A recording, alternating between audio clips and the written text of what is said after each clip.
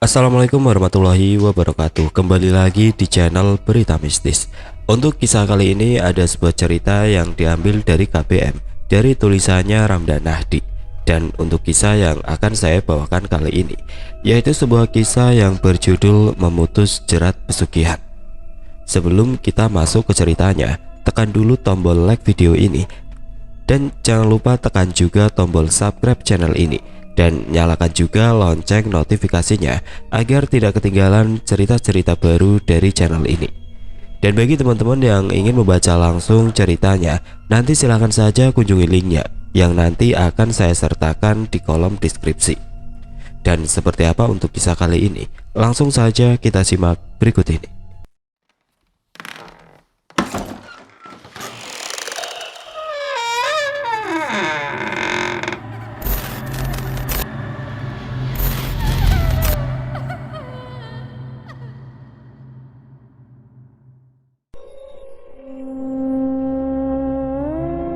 Berkisah tentang perjalanan hidup seorang remaja bernama Amir. Kehidupannya berubah semenjak ia bisa melihat makhluk tidak kasat mata. Di dalamnya akan banyak cerita hubungan antara Amir, sahabatnya, dan para penjaga ketika menghadapi makhluk-makhluk astral, mulai dari yang absurd sampai yang menyeramkan. Apakah aku pernah merasa takut ketika berhadapan dengan mereka? Itulah pertanyaan yang sering aku dengar dari kebanyakan orang. Manusia pasti punya rasa takut. Tentu aku juga pernah merasakan takut. Salah satunya ketika pertama kali berhadapan dengan hantu, si nenek muka rata penghuni pohon karsem dekat rumah. Itu saja sudah membuat susah tidur. Lambat laun, aku memang sudah terbiasa, terutama setelah si King Kong dan si Hitam datang. Kedua penjagaku itu selalu mengajak jalan-jalan untuk melihat atau berkenalan dengan makhluk-makhluk gaib, baik yang positif maupun negatif, dari yang berbentuk manusia normal sampai yang tidak jelas bentuknya. Namun, kejadian malam itu membuatku benar-benar ketakutan. Tidak hanya aku saja, bahkan kedua penjagaku ikutan panik menghadapinya. Oktober 2019. Pagi itu aku sedang ada di rumah, selonjoran sambil menonton TV. Sebuah pesan masuk dari temanku Denny. "Mir, lu lagi ngapain?" "Lagi nonton TV." "Napa emang Den?" "Kalau ada waktu, datang kemari Mir. Ada yang mau gua omongin." "Omongin sekarang saja." "Gak bisa, lu mesti kesini dulu." "Ya udah, ntar jam 10 gua kesana." Denny ini bukan orang biasa. Jika aku baru 2 tahun bisa melihat mereka, dia sudah bisa melihat mereka sejak 5 tahun lalu. Setidaknya dalam dunia gaib, dia sudah lebih senior. Namun kata-katanya tadi membuatku sedikit curiga. Jarang-jarang dia memintaku datang tanpa menceritakan masalahnya. Aku jadi berpikir, masalah segenting apa yang hanya boleh dibicarakan di rumahnya saja. Setelah mandi, aku pun bergegas ke rumahnya, mengendarai sepeda motor. Jarak rumah kami tidak terlalu jauh, hanya butuh waktu 15 menit sudah sampai. Baru masuk gang depan rumahnya, aku sudah melihatnya berdiri di halaman depan, seperti tahu kedatanganku. "Tahu aja gue datang," sapa aku sembari memarkirkan sepeda motor di halaman rumahnya. "Iya dong, udah ada yang datang duluan soalnya," balasnya. "Siapa?" "Tuh," Denny menunjuk sosok yang ada di depan pintu rumahnya. "Oh, si Hitam udah nyampe duluan. Ngomong-ngomong, ada apaan sih Den? Tumben banget lo nyuruh gua kesini siang-siang. Udah gitu gak ngasih tahu pula ada apaan," ucapku. "Kita obrolin di dalam aja yuk sambil ngopi," ajak Denny seraya berjalan masuk ke rumahnya. "Jadi ada apa Den?"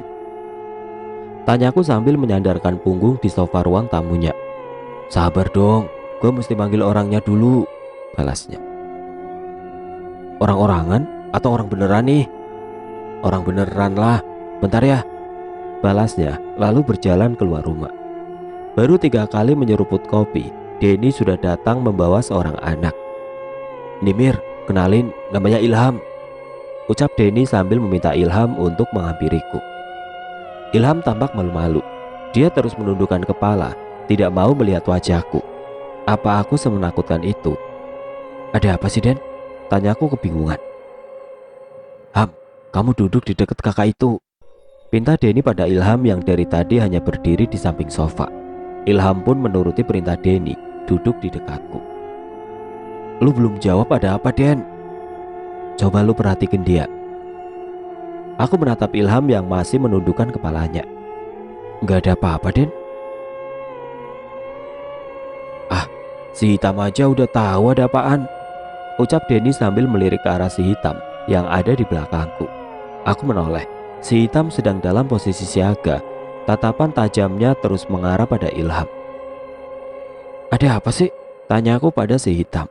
Lihat di pundaknya Amir. Fokus. Aku kembali melihat Ilham, berfokus pada bagian pundak. Keris.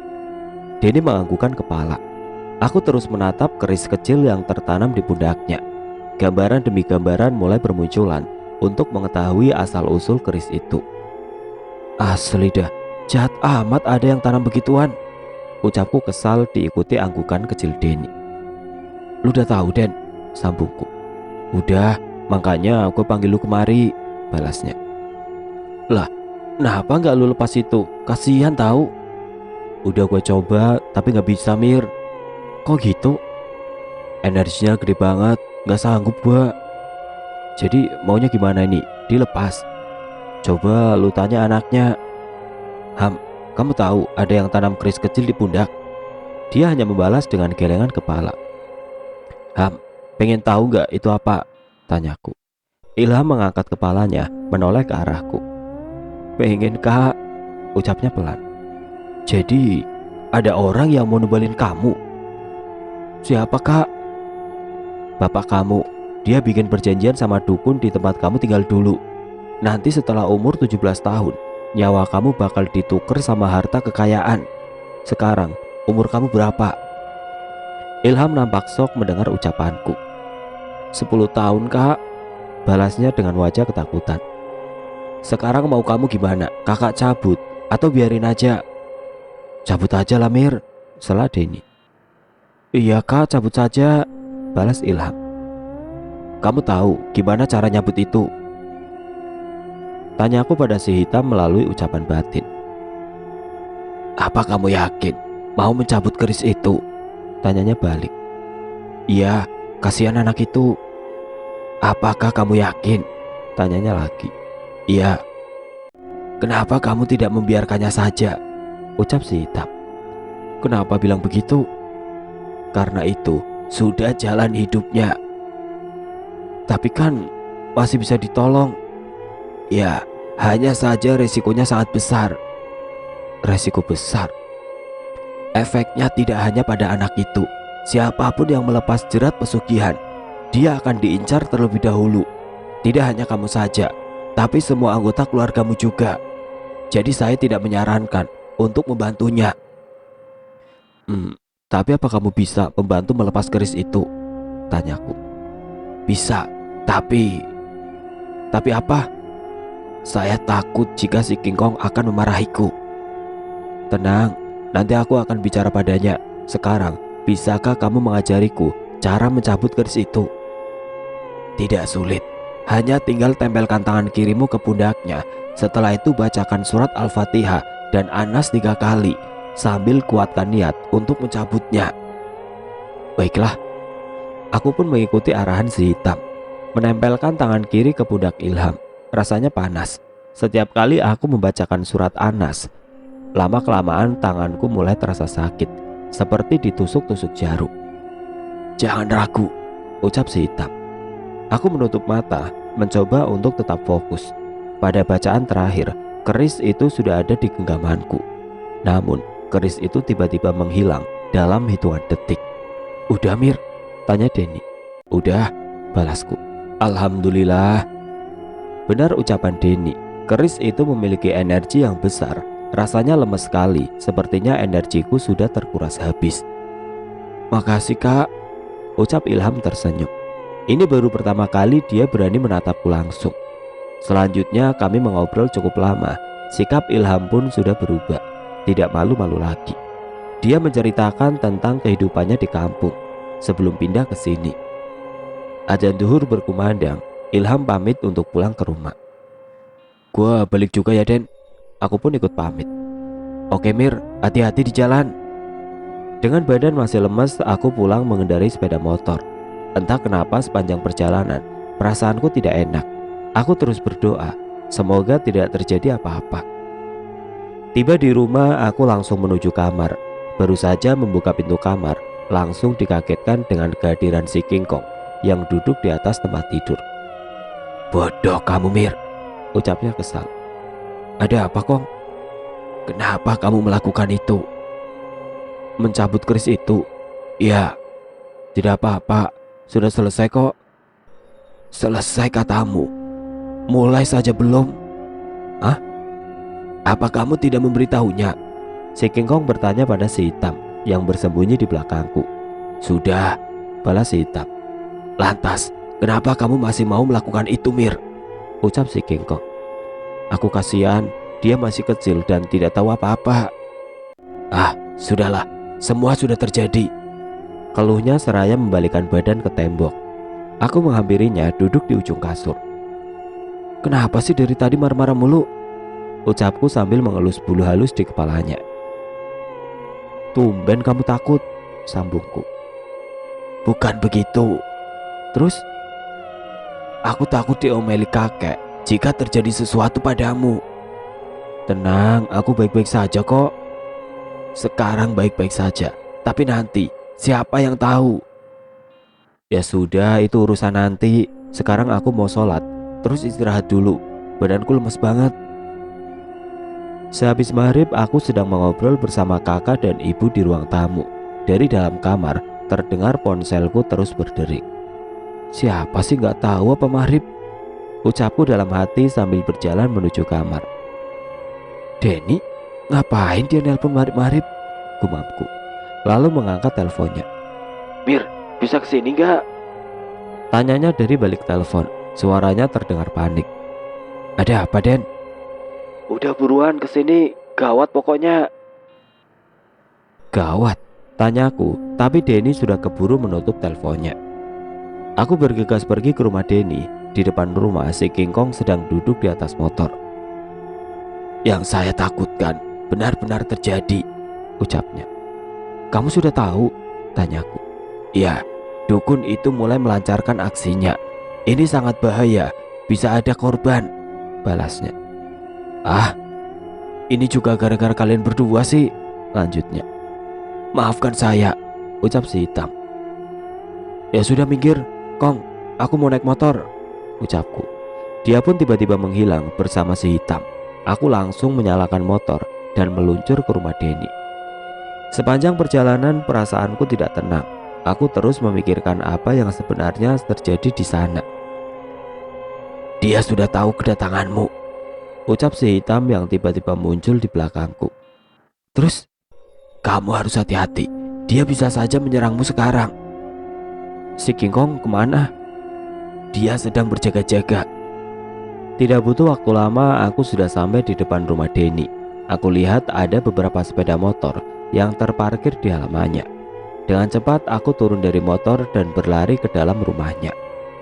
Assalamualaikum, ucapku memberi salam saat memasuki ruang tamu. Ternyata Denny sedang tidak sendiri. Ada 3 orang bersamanya. Waalaikumsalam, jawab mereka bersama. Nah, si Amir udah datang, ucap Denny menyambutku lalu berdiri. Denny langsung memperkenalkan ketiga temannya itu. Namanya Hadi, Zainal, dan Jajang. Setelah perkenalan singkat, Denny langsung mengajak kami semua ke rumah Ilham. Ilham gak kenapa-napa kan Den? Tanyaku memecah keheningan. Nanti lihat langsung aja ya Mir, balasnya sambil mempercepat langkahnya. Sampai di depan rumah Ilham, sudah banyak warga yang berkumpul. Kedatangan kami menjadi pusat perhatian mereka. Dek, mau kemana? Jangan masuk, ucap salah satu warga yang sedang duduk di teras depan.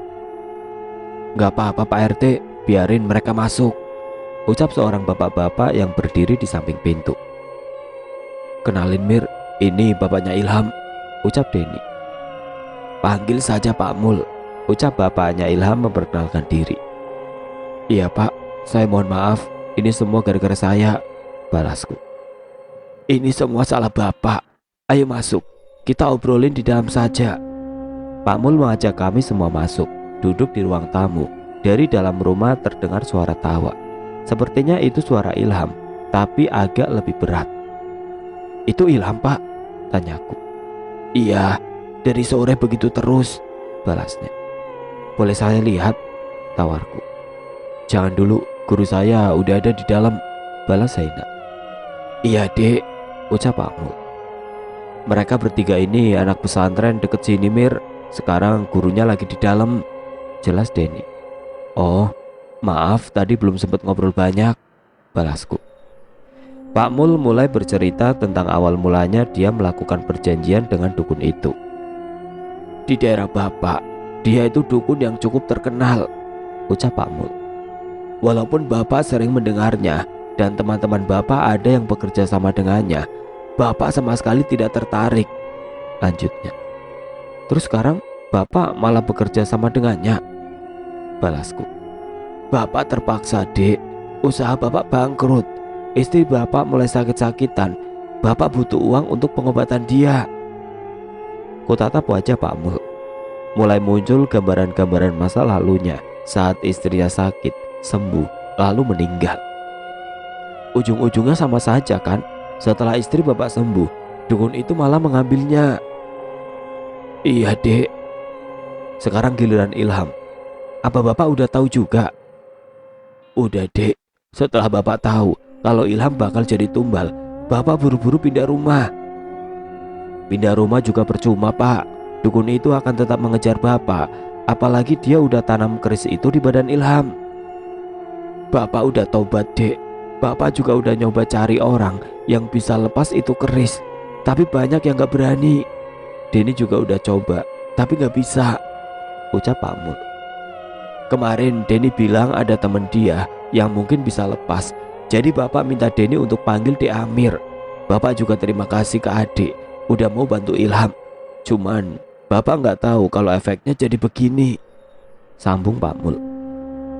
"Sekarang kita harus berdoa. Semoga Ilham baik-baik saja," balasku. Suara jeritan dan tawa Ilham masih terdengar dari dalam kamarnya. Aku sungguh penasaran sebenarnya apa yang terjadi di dalam. "Dia bisa mati, Mir," ucap si hitam. "Maksudmu?" "Orang itu tidak bisa mengeluarkan jin dari dalam tubuh Ilham." "Kok begitu?" "Penjaganya tidak kuat menarik jin itu." "Terus aku harus bagaimana?" "Kamu harus cepat-cepat ke sana sebelum semuanya terlambat."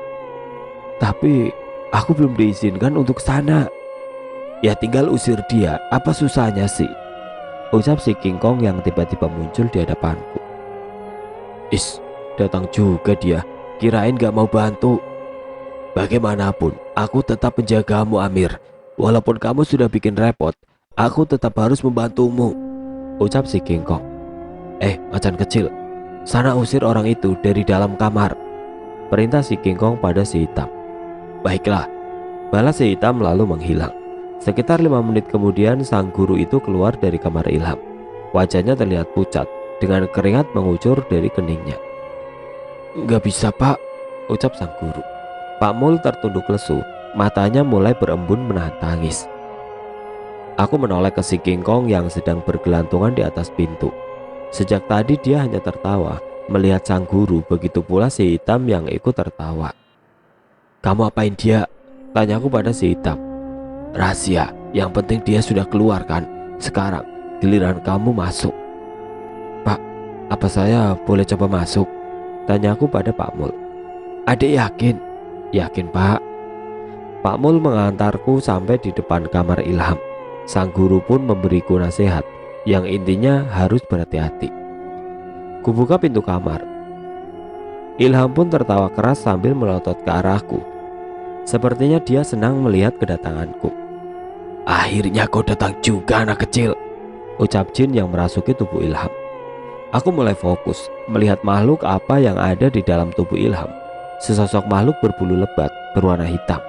Mulutnya lebar dengan gigi taring panjang. Mata merahnya itu terus melotot ke arahku. Gendruwo, jangan ganggu anak kecil itu," ucapku. "Anak ini sudah jadi milikku.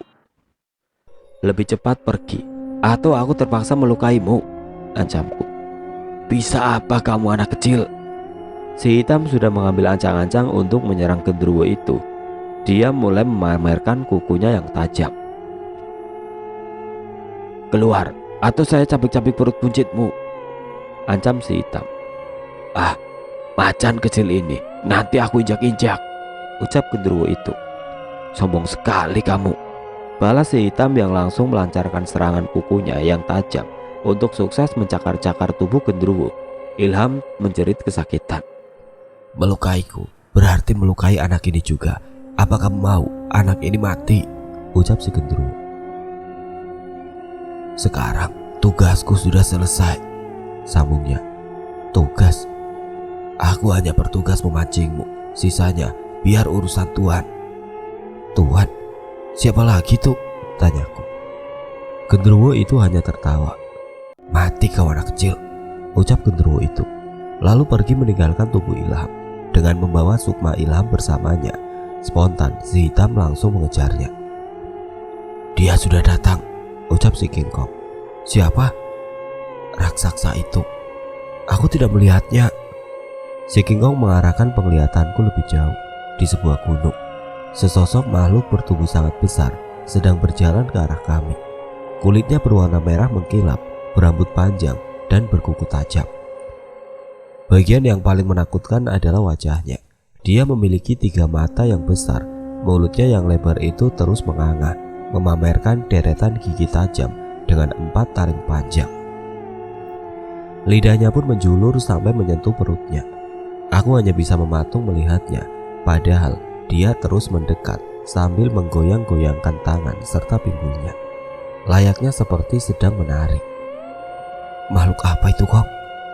Tanyaku sambil terus menatap raksasa itu yang semakin mendekat. Kami menyebutnya sebagai iblis, raja dari para jin pesugihan. Dia sangat kuat, balas si King Kong. Apa kamu bisa melawannya? Mungkin. Aku menoleh ke arah si King Kong. Badannya yang kecil itu kini semakin membesar sampai menyamai raksasa itu. Bulu putihnya pun sudah berubah menjadi warna merah. Tidak ada lagi senyuman atau suara tawa darinya. Sekarang dia hanya menatap ke depan, menanti kedatangan raksasa itu. Raksasa itu tertawa. Suaranya yang besar membuat telingaku berdenging. Mati kau. Dengan cepat raksasa itu berlari ke arahku. Larinya cepat sekali. Hanya hitungan detik dia sudah sangat dekat denganku. Dak. Terdengar suara benturan keras. Ternyata si King Kong sedang menahan raksasa itu untuk tidak mendekat. Dia memegang tubuh raksasa dengan kedua tangannya. Itu saja kemampuanmu, monyet kecil, ejek si raksasa. Amir, berdoa, ucap si King Kong. Doa apa? Tanyaku. Apa saja, cepat. Saya tidak bisa menahannya lebih lama. Aku mencoba konsentrasi, lalu mulai membaca ayat kursi. Aneh, setiap kali mendengar raksasa itu tertawa, tiba-tiba hafalan suaraku buyar. Tutup mata dan telingamu, Amir. Dia hanya menggertak. Tapi apa? Setiap aku tutup mata, wajahnya malah semakin jelas. Lebih baik kamu lihat wajah anak itu. Aku memandangi wajah Ilham yang terbaring di atas kasur. Sejak tadi hanya diam, tidak bergerak. Tatapannya kosong, dengan mata melotot menatap langit-langit. Apa kamu tidak kasihan dengan anak itu? Tanya si King Kong. Kasihan, balasku. Jadi cepat, baca doa, jangan takut. Kuambil nafas panjang, lalu mulai melafalkan ayat kursi. Usahaku berhasil. Raksasa itu mulai sedikit melemah dan dia berhasil dipukul mundur. Tiba-tiba, raksasa itu berteriak. Suaranya sampai memekakan telingaku. Kepalaku pun tiba-tiba pusing sekali. Ah, sial, keluh si King Kong. Ada apa, Kong? Dia memanggil anak buahnya. Jika diibaratkan dengan bisnis, pesugihan ini mirip dengan multi-level marketing. Raksasa itu posisinya berada di paling atas. Dia memiliki tangan kanan, salah satunya genderuwo yang masuk ke dalam tubuh Ilham. Selain itu masih banyak lagi. Setiap tangan kanannya memiliki anak buah lagi. Jadi begitu seterusnya, sampai di deretan bawah ada kumpulan jin korin dari orang yang melakukan perjanjian. Sedangkan tumbal menjadi asupan energi buat mereka semua. Anak buah raksasa itu mulai berdatang dari segala penjuru, mengepung kamar. Jumlahnya benar-benar tidak terhitung. Makhluknya mulai dari yang sering terlihat sampai yang baru pertama kali aku lihat. Salah satunya adalah sesosok makhluk besar berbentuk seperti anjing. Makhluk apa itu, Kong? Tanyaku penasaran. Jin pelahap, balasnya. Pelahap bagaimana? Dia itu pemakan para jin. Aku baru pertama kali lihat. Dia yang mengawasi jin lain dalam rantai pesugihan. Jika ada yang membangkang, maka diancam akan dimakan olehnya. Sekarang harus bagaimana? Apa kamu sanggup melawan mereka semua? Tanyaku. Tentu tidak, tapi aku tidak mau mati konyol di sini. Ucapnya lalu mulai memanggil anak buahnya. Kong, aku khawatir. Apa yang kamu khawatirkan? Tugasmu hanya berdoa, itu saja. Setidaknya dengan berdoa ada energi positif untuk makananku. Bukan itu. Aku khawatir dari tadi si hitam tidak kembali juga. Aku takut dia kenapa-napa. Kamu terlalu meremehkannya. Melawan puluhan genderuwo tadi saja dia sanggup. Jadi tidak perlu mengkhawatirkannya. Tugasmu hanya satu, berdoa agar sukma ilham bisa kembali ke tubuhnya. Kasihan anak itu, sekarang pasti sangat menderita. Baiklah, aku kembali melafalkan ayat kursi dan Anas berulang kali. Si King Kong sudah memanggil-manggil teman-teman dan anak buahnya. Mereka semua sudah siap bertarung, hidup atau mati. Memang terdengar konyol, tapi mereka pun bisa mati dan binasa. Dak, dak, brak. Terdengar suara ledakan dan benturan saling bersautan. Pertempuran sudah benar-benar dimulai. Target utama si King Kong adalah menangkap raksasa itu. Namun dia kesulitan mendekat karena terlalu banyak anak buahnya yang menghadang. Ampun, aduh, sakit. Itulah kata-kata yang aku dengar selama pertempuran. Dari kedua belah pihak sudah banyak yang gugur, termasuk anak buah si King Kong. Aku senang, dia masih berdiri tegap, menghancurkan anak buah raksasa itu satu persatu. Ini pertama kali aku melihat amarahnya. Gara-gara terlalu mengkhawatirkan si King Kong, aku malah kehilangan fokus. Tiba-tiba ada dua genderuwo yang mendekat. Mereka menarik tangan kanan dan kaki kiriku. Saking kencangnya, tubuhku sampai sedikit melayang. Teriakku kesakitan. Aduh, mereka terus menarikku. Pintu kamar terbuka, tiba-tiba Denny masuk ke dalam. Kenapa lu, Mir? Tanyanya. Lu kenapa masuk ke dalam? Balasku. Habis lu teriak-teriak. Cepetan, keluar. Denny tidak menuruti perintahku. Dia malah melihat sekeliling kamar. Astagfirullah, banyak amat, ucapnya. Brak. Tiba-tiba Denny ambruk. Kedua genderuwo yang tadi menarikku kini berusaha menarik sukma Denny. Mir, tolong, ucap Denny kesakitan. Aduh, udah dibilang keluar. Belum sempat aku mendekat, kedua genderuwo itu sudah berlari terbirit-birit. Belang, ucapku melihat sosok macan besar yang baru saja datang. Tuan Brosman juga datang, sambungku ketika melihat seorang pria Belanda yang sedang menunggangi kudanya. Mereka berdua memang penjaga ibu, tapi sering membantuku ketika menghadapi hal-hal seperti ini. Amin, biar saya yang jaga. Aku tahu kamu ingin sekali mencicipi anjing itu kan? Ucap Tuan Brosman pada si belang. Kamu tahu saja, balas si belang lalu masuk ke arena pertempuran. Udah Den, gak apa-apa, lu keluar aja dulu. Aku sampai lupa kalau Denny masih ada di belakangku. Lu bantu doa aja, terus habisin yang di sekitaran rumah, sambungku. Oke Mir, ucapnya lalu keluar kamar. Aku kembali mengamati pertempuran. Si King Kong masih belum sanggup mendekati raksasa itu. Anak buahnya sepertinya tidak ada habisnya, terus bermunculan. Di sisi lain, si belang sedang berduel dengan si pelahap alias sosok yang menyerupai anjing besar. Masih belum kapok, kedua genderuwo itu datang lagi membawa teman-temannya. Tuan Brosman meminta izin untuk melawan mereka. Amir, panggil si King Kong. Iya, sautku. Kenapa kamu tidak lanjut membaca doa? Bukannya situasi sudah Dadaku tiba-tiba terasa sesak. Tubuhku pun tidak bisa digerakkan. Kong, Ucapku terbata-bata, masih sulit bernafas. Penglihatanku mulai meredup. Sudah aku bilang jangan berhenti berdoa. Samar-samar kulihat si King Kong terbang mendekat. Menyerahlah anak kecil. Sayup-sayup aku dengar suara seseorang. Saya tidak tega membunuhmu. Jadilah muridku, sambungnya. Jangan ganggu dia. Balas suara lain menggema. Seketika itu rasa sesak pun ikut menghilang. Perlahan-lahan penglihatanku sudah kembali normal. Seseorang sudah ada di hadapanku, sosok yang sudah pasti aku kenal. Dia menggunakan kuda putih dan tangan kanannya memegang tongkat kayu. Kakek, sapaku. Dia hanya membalasku dengan senyuman.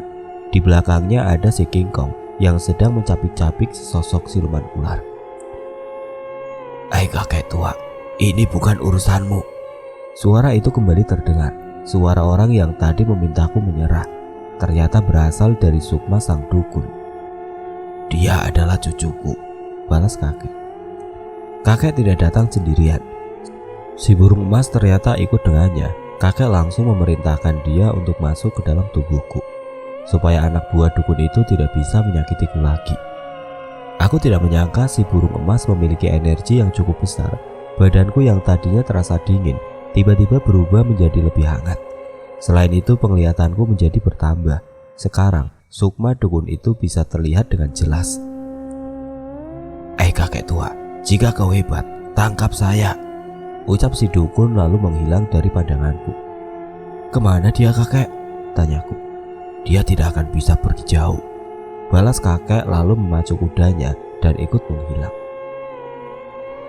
Loh kakek, kemana Kong? Kakek sedang mengejar dukun tadi, balasnya sambil menggigit leher siluman ular itu. Ya, siluman ular yang melilitku sampai nyaris pingsan. Sekarang giliranmu, ucapnya pada si raksasa sambil menginjak kepala siluman ular itu hingga pecah. Dasar monyet kecil, coy, balas si raksasa. Si King Kong langsung terbang melesat ke arah raksasa. Dia sama sekali tidak peduli dengan hadangan anak buahnya. Dengan satu pukulan saja, anak buahnya sudah terpental jauh. Aku mengalihkan pandangan, melihat duel maut antara si belang melawan siluman anjing. Duel yang terlihat sangat seru, bagai kucing melawan anjing. Mereka saling mencakar satu sama lain. Tuan Brosman, panggilku. Ada apa Mir? Balasnya sambil menyeret dua gendruwo dengan kudanya. Hati-hati, teman mereka datang, ucapku. Tenang saja, mungkin mereka ingin aku seret juga, balasnya tersenyum. Puluhan kuntilanak terbang ke arahku, diikuti dengan satu siluman ular berkepala dua. Sepertinya mereka mau menyerang kita, ucapku pada si burung. Biar saja. Tawa kuntilanak itu bersaut-sautan. Lebih baik kita pergi, ucapku. Jangan sombong anak kecil, kamu tidak akan bisa selamat dari racunku, balas siluman ular itu. Ya sudah, terserah. Si burung emas mulai melebarkan sayapnya. Dengan satu kali kepakan, kuntilanak-kuntilanak itu langsung berhamburan. Sekarang hanya sisa kamu, ejekku pada siluman ular itu. Kemudian dia mendesis dengan suara nyaring dan mulai membuka mulutnya. Dari mulutnya itu, dia menyemprotkan cairan berwarna hitam ke arahku. Dengan sigap si burung membuat benteng dari sayapnya menghalau cairan itu. Efeknya sungguh dahsyat, sampai membakar bulu di sayapnya. Kamu tidak apa-apa? Tanyaku. Tidak. Si burung kembali melebarkan sayapnya, terbang ke atas, lalu menghilang. Dia sudah kabur. Sekarang tinggal kamu sendiri, anak kecil, ucap siluman ular itu sambil melata di arahku. Us, tiba-tiba ada angin besar. Dia kembali, ucapku ketika melihat si burung emas sedang terbang menukik ke bawah. Dengan cepat paruhnya mematuk kepala siluman ular. Siluman ular menjerit kesakitan. Tidak sampai di sana, si burung langsung mencengkram tubuhnya dan membawanya terbang ke tempat yang jauh. Kamu bawa dia kemana? Tanyaku setelah dia kembali. Rahasia, balasnya. Ayolah, masih rahasia saja. Kamu mau melihatnya? Iya. Dia memberiku potongan gambar tentang nasib dari siluman ular tadi. Tubuhnya sudah terpotong-potong hingga beberapa bagian. Kejam sekali kamu, ucapku. Biar saja, dia sudah merontokkan buluku yang berharga, balasnya. Jadi sudah sepantasnya sekarang jadi santapan teman-temanku, sambungnya. Benar juga. Di sisi lain, si King Kong masih kesulitan mendekati raksasa itu. Sayang sekali aku tidak bisa membantu. Masuk ke area pertempuran bisa jadi bunuh diri. Kuarahkan pandangan ke tempat lain, tempat di mana si belang sedang berduel dengan siluman anjing. Wih, ucapku takjub melihat si belang sudah berubah menjadi wujud aslinya, seorang kakek yang memegang tongkat kayu. Dengan cepat, dia melompat tinggi. Kini posisinya sudah berada di atas siluman itu. Keren, sudah tua, masih bisa lompat tinggi. Batinku diikuti tawa si burung. Dak, terdengar dentuman keras ketika si belang memukul tongkat itu ke kepala siluman anjing, hingga siluman itu berkali-kali mendengking dan roboh. Kakek sudah kembali, ucap si King Kong. Mana? Tanyaku. Oh, di sana, sambungku ketika melihat kakek mendekat. Tapi dia tidak membawa apapun. Apa sukma dukun itu berhasil lolos? Kakek, panggilku. Ya, balasnya. Apa kakek tidak berhasil menangkap dukun itu? Kakek hanya tersenyum. Ternyata kamu masih belum melihatnya. Melihat apa, kek? Coba perhatikan anak kecil itu. Mataku langsung tertuju pada Ilham yang masih terbaring di atas kasurnya. Mata Ilham berkedip. Apa kakek berhasil mengembalikan sukma Ilham? Lantas kemana si hitam? Jangan-jangan, batinku. Lepaskan saya, ucap Ilham dengan suara lebih berat dari biasanya. Aku langsung memfokuskan pandangan pada tubuh Ilham. Oh, kapan kakek memasukkannya ke situ? Kamu tidak sadar? Tidak, kek. Kakek pun tersenyum. Ternyata kakek memasukkan sukma dukun itu ke tubuh Ilham, lalu menguncinya agar dia tidak bisa kemana-mana. Tolong lepaskan, saya berjanji tidak akan ganggu cucumu, rengek dukun itu. Sekarang tergantung kamu, Amir. Mau kamu apakan dukun ini? Kakek mau bantu murid kesayangan kakek dulu, ucap kakek. Dengan cepat dia melesat ke arah si King Kong. Lepaskan saya, anak kecil. Is, udah diikat masih sombong, manggil anak kecil. Aku bisa memberimu kekayaan. Enggak, jabatan, atau kamu bisa memilih wanita manapun untuk menjadi kekasihmu. Udah deh, diam dulu. Gak tau lagi fokus liatin kakek apa. Dari tadi mataku tidak bisa lepas dari kakek. Sosok yang selalu tampak tenang itu kini sedang masuk ke area pertempuran. Tongkat kayunya sudah berubah menjadi cambuk bercahaya putih. Setiap dia mengibaskannya, terdengar seperti suara petir. Selain itu, anak buah si raksasa sudah banyak yang terkapar. Ketika melihat anak buahnya sudah terkapar dan lari berhamburan, raksasa itu pun melarikan diri. Si King Kong dan kakek langsung mengejarnya.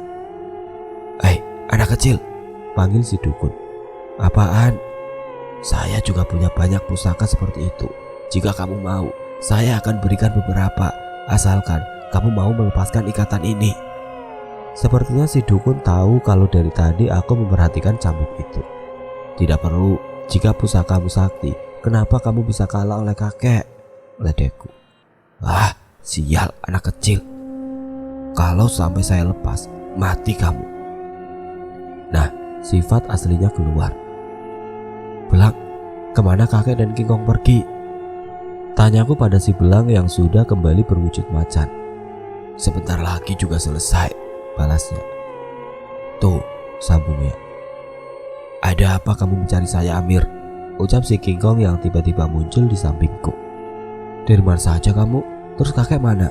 Tanyaku. Kakek sedang mengikat raksasa itu, lalu mengurungnya. Kenapa tidak dibunuh saja? Dengan cara itu akan lebih menyiksanya, balas kakek yang tiba-tiba muncul. Sekarang tinggal dukun ini, ucap si King Kong. Tapi si hitam belum juga kembali. Biarkan saja, mungkin dia sedang bersenang-senang di kandang genderuwo itu, balas si King Kong. Kakek pun datang. Amir, ada kalanya kamu tidak perlu terlalu kasihan dengan orang lain. Biarkan orang itu menanggung akibat dari perbuatannya. Kamu tidak pernah tahu sampai mana batas kemampuanmu bila melawan orang-orang seperti dukun ini, ucap kakek. Apakah kamu tidak mempelajari perjalanan hidup ayahmu? Jika kamu terus mengambil resiko besar, maka bisa jadi kamu akan berakhir sepertinya, sambungnya. Tapi kek, Ilham tidak tahu apa-apa, balasku. Memang, tapi ketika kamu mencampuri urusan mereka, maka tidak hanya kamu saja yang terancam, tapi keluargamu juga. Kakek sangat yakin kejadian ini masih akan berlanjut dan kamu harus benar-benar siap. Marahi saja kek, memang anak ini keras kepala, ucap si King Kong. Kamu juga, saya utus sebagai penjaga utamanya. Kenapa pada saat itu tidak menasihatinya, malah berkeliaran, main bersama teman-temanmu, balas kakek. Rasain diomelin juga, ucapku puas. Tidak lama kemudian si hitam datang dengan membawa Sukma Ilham bersamanya. Ilham tidak henti-hentinya menangis. Kasihan, dia pasti sangat ketakutan disekap di kandang genderuwo. Lama sekali kamu hitam, ucapku menyambutnya. Maafkan saya, balasnya. Kamu melewati pertempuran seru tadi. Maaf, tidak bisa membantu. Genderuwo itu cukup membuat saya kerepotan. Sekarang tinggal kamu pikirkan bagaimana nasib dukun ini, Mir, ucap si King Kong. Aku? Ya, kamu harus bisa mengambil keputusan yang tepat, ucap kakek. Iya, lepaskan saja, toh dia juga sudah kapok, balasku. Duh, bodohnya anak ini, ejek si King Kong. Terus harus gimana? Kakek mendekati kasur dan meletakkan tangan kanan di dada Ilham. Lalu dia mulai membacakan sesuatu. Sakit, ampun, ucap dukun itu meronta-ronta. Ulurkan tanganmu, Amir, perintah kakek. Dia memberiku 3 buah bola cahaya. Jika kamu menghancurkan salah satunya, maka dukun ini akan terus gelisah. Jika kamu menghancurkan 2, maka dukun ini akan kehilangan akal. Dan jika kamu hancurkan semua, maka tidak lama dukun ini akan mati. Pikirkan baik-baik pilihanmu, jelas kakek. Tolong kembalikan inti sukma saya, ucap dukun itu. Aku termenung. Melihat 3 inti sukma dukun ini yang ada di tanganku, rasanya dilema sekali. Harus menjatuhkan pilihan kemana. Tidak menghancurkan satu pun berarti ada kemungkinan dia bisa balas dendam. Jika dihancurkan satu, dia hanya akan stres atau gelisah. Itu berarti masih ada kemungkinan dia balas dendam. Apa aku harus membuatnya gila supaya dia tidak ingat semua kejadian ini? Atau aku hancurkan semuanya saja. Jika dia mati, maka urusan ini akan cepat selesai. Sumpah, aku bingung.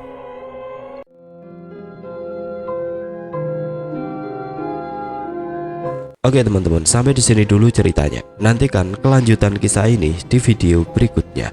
Agar tidak ketinggalan, klik tombol subscribe channel ini dan nyalakan lonceng notifikasinya. Wassalamualaikum warahmatullahi wabarakatuh.